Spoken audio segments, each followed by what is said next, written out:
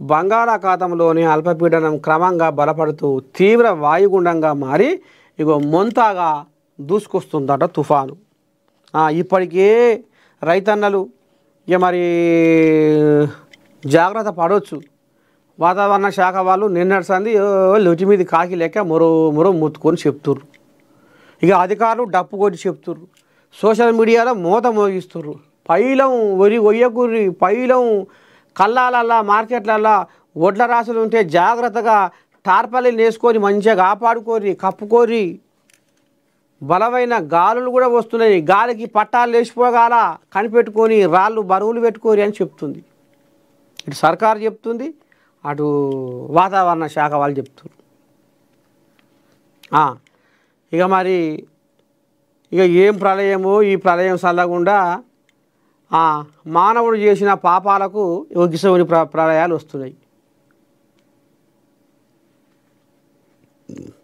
కర్మ ఎవరిని వదిలిపెట్టదు అంటారు చూడు.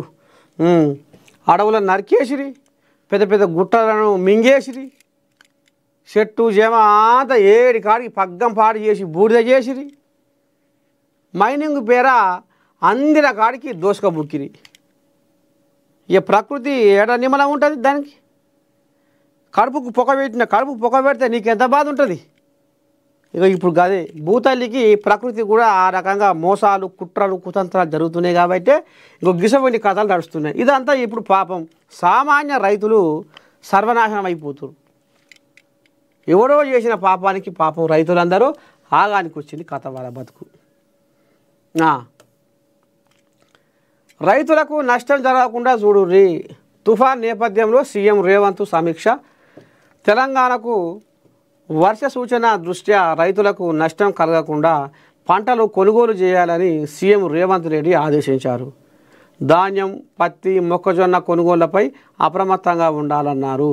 సీఎం ఆదేశాలతో కలెక్టర్లతో మంత్రులు ఉత్తమ్ కుమార్ రెడ్డి, తుమ్మల నాగేశ్వరరావులు వీడియో కాన్ఫరెన్సు నిర్వహించారు. ఎట్లనైనా నాంతే ఒడ్లు, ధాన్యం, మొక్కజొన్న అయినా పత్తి అయినా వడ్లైనా ఈ వచ్చిరాని వానలకు పక్క నాంతాయి. నాణ్య వడ్లను కూడా, మొలకెత్తిన వడ్లను కూడా, రంగు మారిన ధాన్యాన్ని కూడా సర్కారు కొనాలని, రైతుల బాధ అర్థం చేసుకోవాలని నేను ఒకసారి సర్కారుకు పద్ధతి బట్టి గుర్తు చేస్తుంది. ఇక పోతే ఏపీలో మరో సిక్సర్.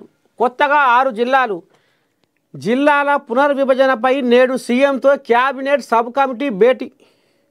అమరావతి, మార్కాపురం, రంపచోడవరం, పలాస, గూడూరు, మదనపల్లి కేంద్రాలుగా కొత్త జిల్లాలు. 10 కొత్త రెవెన్యూ డివిజన్ల ఏర్పాటుకు కూడా సిఫార్సులు. నవంబర్ 7న ఆమోదం. జనవరి 1 నుండి అమలుకు ప్లాన్. ఆంధ్రప్రదేశ్లో కొత్త జిల్లాల ఏర్పాటు, రెవెన్యూ డివిజన్లు, మండలాల సరిహద్దుల మార్పుపై ప్రభుత్వ కసరత్తు తుది దశకు చేరుకుంది. జిల్లాల పునర్విభజనకు ఏర్పాటైన మంత్రివర్గ ఉపసంఘం మంగళవారం మధ్యాహ్నం ముఖ్యమంత్రి చంద్రబాబు నాయుడుతో సమావేశం కానుంది.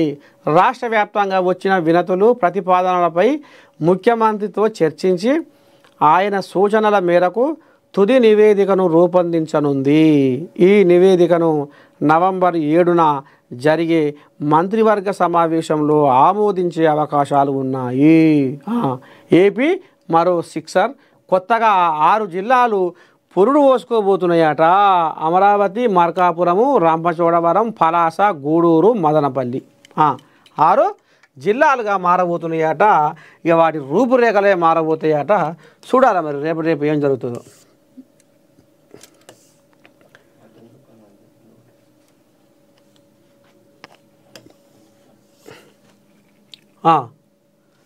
తెలంగాణలో ముగిసిన మద్యం షాపుల డ్రా.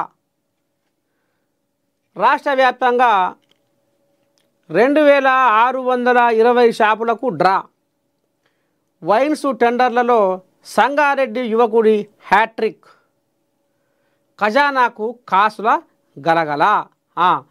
ఈ తాగుడు మీద మన్ను వయ్య బతుకు తండాడా ఎగదరా, బతుకు తండాడా ఎగదరా.